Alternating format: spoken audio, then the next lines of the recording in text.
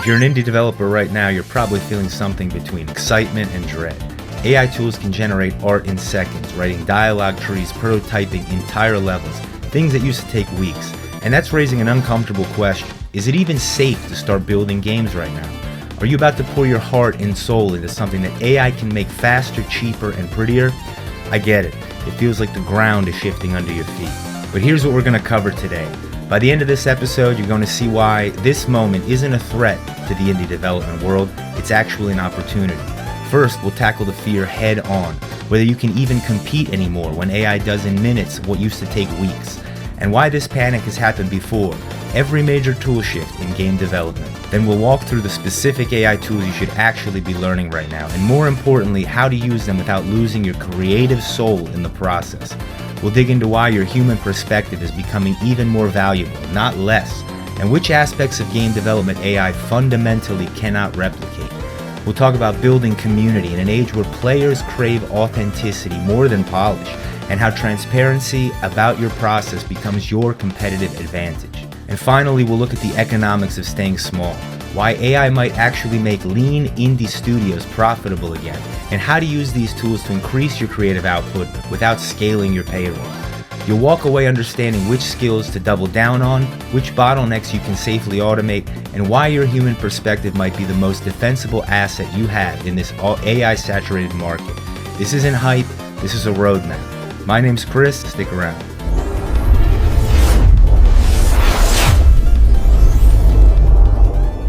It's no secret, AI tools like Unity, Muse, Inworld, and Scenario are already doing in minutes what used to take weeks. Procedural terrain, done. NPC dialogue trees, auto-generated. Art assets are just one prompt away. And the result? Indie developers are caught between excitement and existential dread. Years spent mastering Blender or C++ suddenly feel like they're being devalued overnight. ChatGPT or Runway can pump out comparable results in one afternoon. But here's the plot twist. That feeling of irrelevance, every generation of creators has been there. When Unreal Engine and Unity democratized game engines, veteran developers said it was too easy and predicted quality would tank. When Steam opened the floodgates for self-publishing, gatekeepers declared the market dead from oversaturation. When digital distribution replaced physical media, retailers swore it would destroy the industry. None of these predictions came completely true. Instead, each shift expanded what was possible and who could participate. The pattern is clear. Tools that seem threatening initially become the foundation for the next wave of innovation. The developers who learned Unity early shaped the indie renaissance of the 2010s. The ones who embraced Steam's open platform built sustainable careers, and the ones who figured out YouTube marketing before everyone else established their brands early. So what is this as an implication for artists? This isn't the death of indie development. It's actually a rebirth. The definition of developer is expanding beyond traditional technical skills. You don't need to compete on scale anymore. You compete on identity, taste, and creative vision, the art stuff. AI democratizes the technical barriers, which means that playing fields shift from who can afford the biggest team to who has the most compelling vision. The indies who thrive won't be the ones with the most polished assets or the cleanest code. They'll be the ones with something to say and the creative instinct to say it in a way that only they can. So what should your takeaways be here? Firstly, every new tool starts as a threat and ends up as a multiplier for those who adopt it. Secondly, the ones who adapt early set the tone for the next generation of the industry. So if you have something to say, dive in. Thirdly, technical polish is becoming table stakes. Creative identity is the new competitive advantage.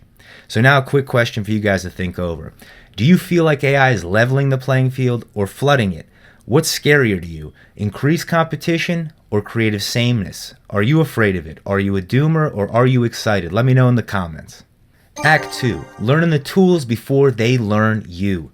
Here's the fundamental shift. AI doesn't replace creativity, it replaces busy work. Think of it as your unpaid intern that never sleeps, never complains, and can generate hundreds of variations on the idea while you're eating lunch. You can fight that reality, or you can teach it how to work for you. Some indie studios are already building entire workflows around these tools. Scenario generates style-consistent concept art, so your visual identity stays cohesive. Leonardo AI prototypes visual direction in a day instead of a month of back and forth with contractors. ChatGPT and GitHub Copilot refactor messy code or prototype new mechanics in minutes, and Promethean AI designs environments that can adjust dynamically to player behavior. So what's the crucial distinction? Smart developers aren't using these tools to skip the creative process. They're using them to accelerate iteration. Instead of spending 8 weeks getting from concept to playable prototype, it takes only 8 hours. But the trick is knowing what's worth keeping and where you're going. AI gives you velocity, but velocity without direction is just more chaos. The human role becomes curation, taste-making, and creative direction. You're not coding every line or painting all of the textures anymore. You're conducting the orchestra, deciding which AI-generated elements serve your vision and which ones miss the mark. This is the new skill set: prompt engineering, rapid prototyping, and ruthless editing. The ability to articulate what you want clearly enough for AI to generate, and then the judgment to know when it's given you gold versus garbage and helped your vision further itself. So what are the artist implications here? Mastering AI tools now is like learning Photoshop in the 90s or Unity in the early 2010s. Those who do will define the next generation of indie studios. Throw your hat in the ring. The developers who resist these tools won't be competing with AI, they'll be competing with other humans who've learned to leverage AI as a force multiplier. But here's the key: you still need to know the fundamentals. You can't art direct AI generated assets if you don't understand composition, color theory, and visual storytelling. You can't refine AI generated code if you don't understand algorithms and performance optimization. AI amplifies your existing skills. It doesn't replace the need to have them. So what are your takeaways here? Don't fear the tools. Prototype with them immediately and learn their limitations. Focus your human creativity on direction and curation. Let AI handle the iteration grunt work. The earlier you experiment, the faster you'll develop instincts that distinguish you when everybody else is catching up. So now a question for you guys to think over. If you could automate just one part of your game development process right now, if you're not already doing it, what would it be, or what is it? Art, code, narrative? What would you do with the time saved? Leave me a comment, let me know where you guys stand on that. Act 3, the human factor. Why your uniqueness still matters. Here's the twist people mostly miss. AI can simulate creativity, but it can't simulate intention.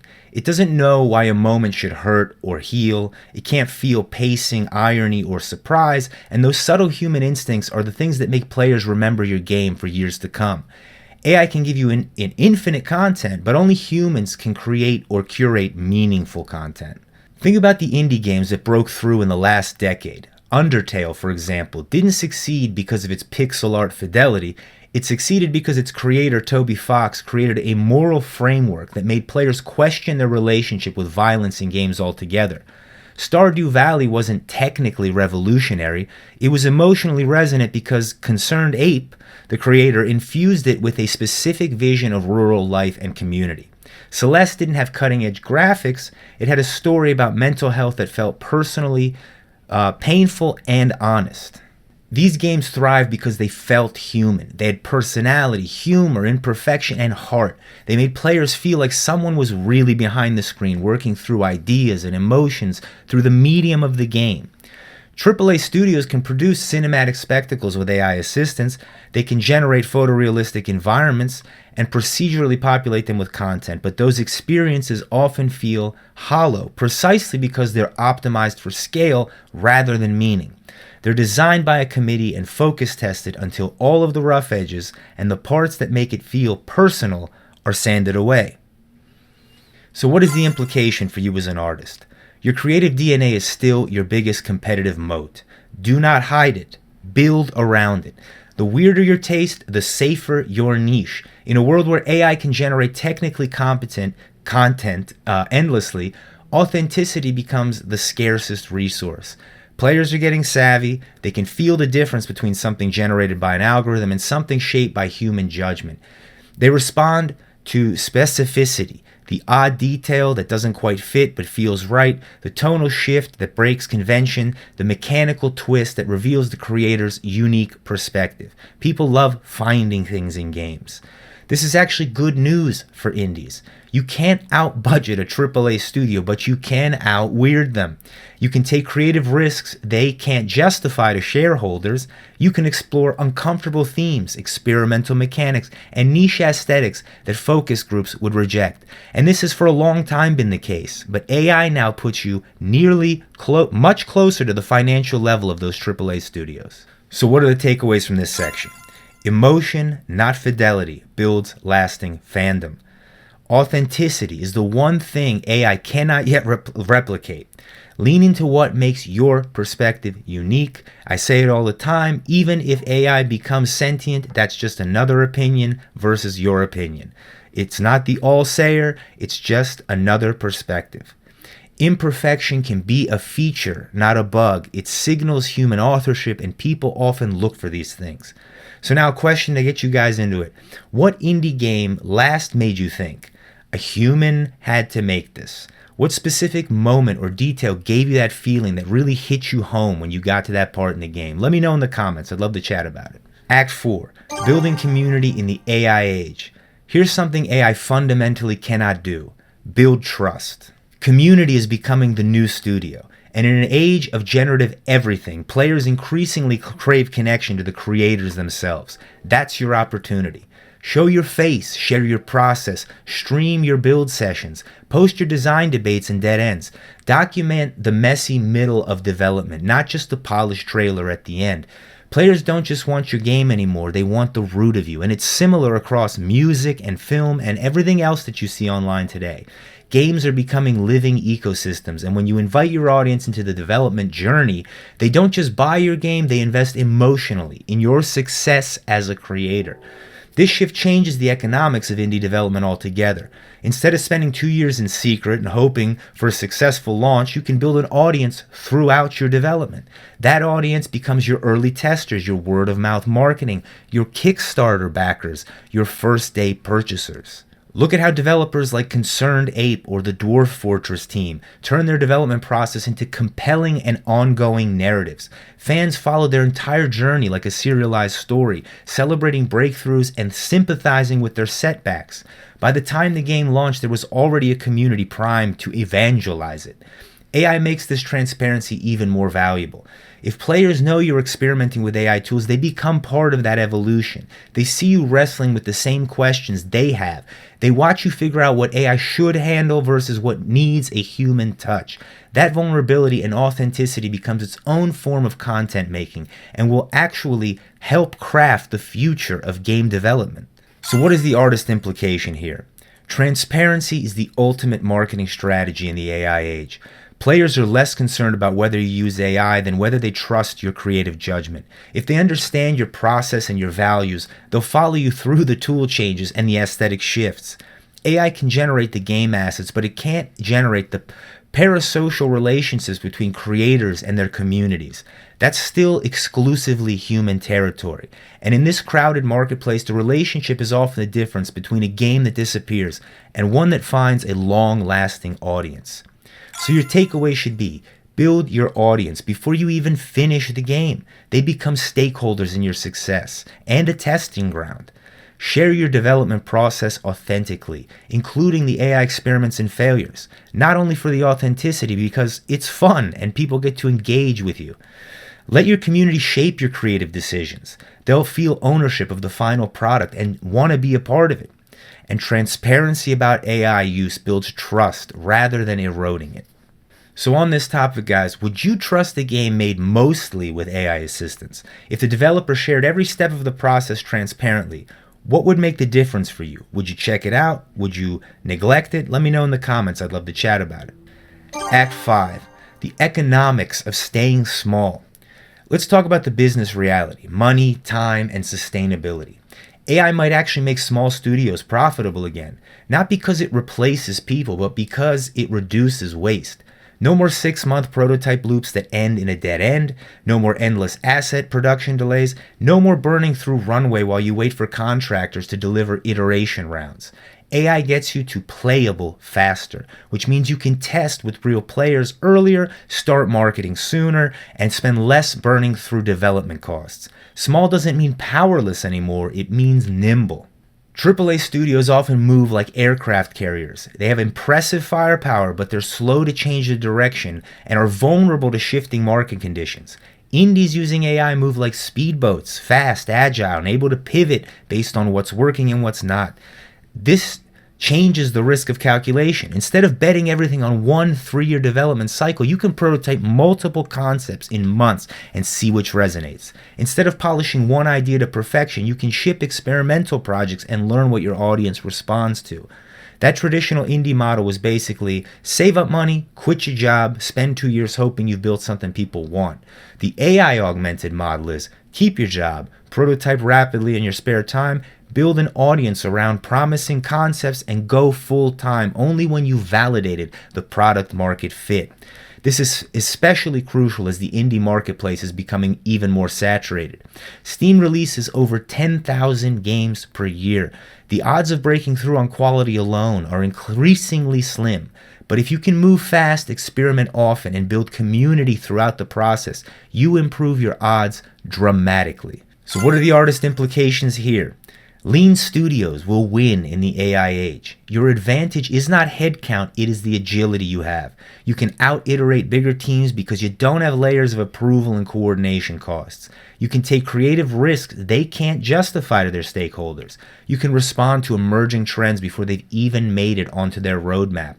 AI lets you scale creatively without scaling payroll. That's the fundamental unlock. You can achieve production values that would have required a team of 10 with a team of 2 or 3, but you maintain the creative cohesion and unified vision of that large team, but without the large team to struggle with. The key is using AI to build momentum, not dependency. If your entire pipeline collapses when an AI service gets more expensive or shuts down, you've built on sand. Use AI to accelerate and augment, but maintain the core skills to keep building if the tools change. So your takeaways here. AI enables faster iteration, which means more shots on goal and better odds of finding what resonates. Use AI to eliminate bottlenecks in your pipeline, not to replace your creative judgment. Small teams can now achieve production values that match mid-sized studios, and you can validate concepts quickly and cheaply before committing to full development processes. Now, your engagement question: would you rather spend 6 months perfecting one idea, something I've battled with a lot in my creative processes, or ship 6 weird prototypes in that same time and see which one resonates? Does that concept interest you? Is that something you might mess with? Where are you guys at on that? Please leave something in the comments for me. So bringing it all home, is it still safe to start building games right now? Absolutely. In fact, it might be the best time since the dawn of Unity, because AI didn't destroy the indie dream, it just rewired it. The new currency is no longer polish, it's perspective. It's creativity plus adaptability plus transparency. You don't need to be faster than the machines, you just need to be more human than the competition. Here's what's actually happening. The barrier to entry for technical competence is collapsing, which means the differentiator becomes creative vision. The artists can thrive. The market is becoming saturated with technically adequate games, which makes genuinely compelling experiences stand out even more. This is a pattern we've seen before. When blogging platforms made it easy for anyone to publish, quality writing became more valuable, not less. When smartphone cameras made everyone a photographer, compelling visual storytelling became the differentiator. When YouTube made everyone a potential creator, personality and authenticity became the scarce resource. The same dynamic applies to game development. As AI makes technical execution easier, human creativity becomes more valuable. Your weird ideas, your specific aesthetic sensibilities, your unique perspective on what makes a game meaningful, these become your competitive advantages. The land is open, the tools are accessible, and the world still needs new stories only you can tell. So here's what you should actually do. Your final action steps for you as an indie developer. Experiment immediately. Pick one AI tool this week and actually use it on a real problem in your workflow. Not a toy example, an actual bottleneck that you're currently facing.